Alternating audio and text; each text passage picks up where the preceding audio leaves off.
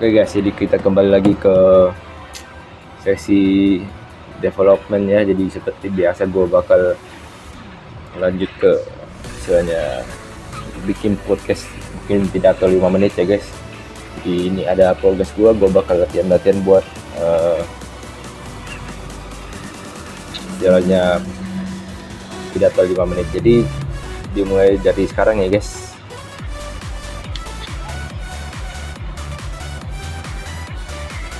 Oke guys, jadi selamat pagi Bapak Ibu sekalian dan teman-teman sekalian. Jadi perkenalkan lagi kembali lagi bersama dan di kesempatan kali ini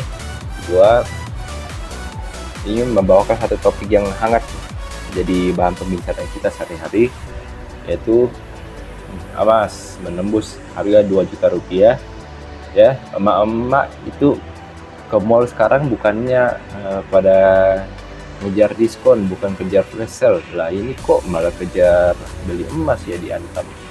Gerai Antam itu ibaratnya ini udah ngalahin kedai gerai flash sale gitu. Gua heran, mungkin kalian juga heran nih, ini kok bisa gini ya, emas itu apaan sih, kok bisa sih sampai orang pada mau beli. Mungkin seperti yang kita tahu adalah bahwa emas itu adalah aset lindung nilai ya. Buat sejarahnya mungkin kalian juga udah tahu ya, kenal bisa begitu ya. Tapi kalau misalnya kita bertanya-tanya, kok bisa ya itu harga emas bisa sampai 2 juta rupiah. Bayangkan, gue sampai gak percaya sih. Kalau misalnya kalian gak percaya juga ya, sama, itu normal ya. Jadi di video ini, jadi kesempatan kali ini gue bakal jelasin kenapa sih emas bisa sampai ke harga 2 juta. Oke. Jadi seperti biasa ini, untuk seperti yang kalian tahu ya, bahwa sekarang ekonomi ini sedang tidak baik-baik saja guys. Kita bisa lihat di mana-mana itu terjadi perang. Terus Amerika lagi mau perang tarif guys. Jadi selain sudah perang senjata, yang kedua perang tarif ya. Jadi itu baru masalah dari global, sedangkan coba kalian bayangkan itu masalah dari internal, dari negara kita. Korupsi di mana-mana ya, korupsi merajalela. Terus ya istilahnya banyak program-program yang kok jadinya boncos ya, kok jadinya kayak gini ya, kok tidak sesuai harapan. Terus ditambah lagi yang terbaru nih, isu soal ini undang-undang untuk TNI itu ya, yang Polri yang sedang viral juga belakangan ini. Kan itu sempat jadi kontroversi karena seakan-akan Orde Baru itu kembali ke zamannya kita, jadi kayak Neo Orba. Jadi TNI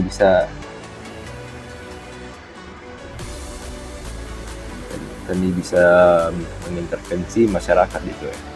Jadi kita mulai dari topik pertama, yaitu soal perang dagang. Jadi seperti yang kita tahu bahwa Amerika melakukan perang dagang, yaitu perang tarif resiprokal, yaitu tarif balasan yang dihitung berdasarkan jumlah defisit perdagangan ditambah tarif yang dikenakan pada Amerika, pada impor barang Amerika. Jadi kayak Cina kan itu dia defisit perdagangannya kan sekitaran 20% ya. Terus Cina memberikan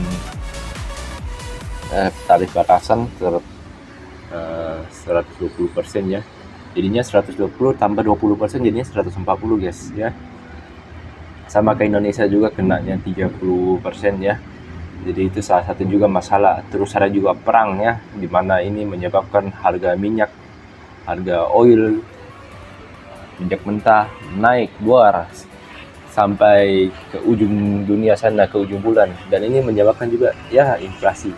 Terus rupiah kita juga melemah ya, itu sekarang udah sempat tembus 17.000, dan itu paling parah, itu baru pertama kalinya tuh dia melewati harga rupiah waktu krisis dulu di 17.000, sekarang betulan lewat ke 17.000 lagi guys. Oke. Itu benar-benar wah, uncertain, tidak menentu guys. Jadi mungkin kalau misalnya kalian lihat dari kondisi sekarang ya, memang inflasi menyebabkan harga emas naik, tapi orang juga mempercayakan emas sebagai aset safe haven yaitu aset untuk melindungi uang dari ekonomi yang tidak menentu. Jadi kembali ke kesimpulannya guys, jadi 3 hal tersebut adalah jadi bahan pertimbangan kita. Jadi lebih baik terlambat daripada dia pernah sama sekali. Jadi ini ada salah satu juga bentuk buat mencegah juga agar aset kalian tidak terus-terusan terkikis oleh inflasi. Jadi ya, sebagai penutup, silakan dipikirkan ya, kalau misalnya kalian belum beli emas ya, mungkin kalian boleh pikirkan lah, kalian boleh pertimbangkan buat beli emas sih guys, daripada kalian sama sekali tiba-tiba besok krisis ya, gak ada yang tahu guys. Jadi ya mungkin itu adalah salah satu jawabannya juga ya. Jadi silakan jadikan bahan pertimbangan ya. Jadi mulailah investasi dari sekarang. Dan buat kalian yang belum mengerti cara investasi, nanti gue ajarin caranya guys. Oke, mantap. Jadi thank you for watching, see you on the next vlog, bye bye.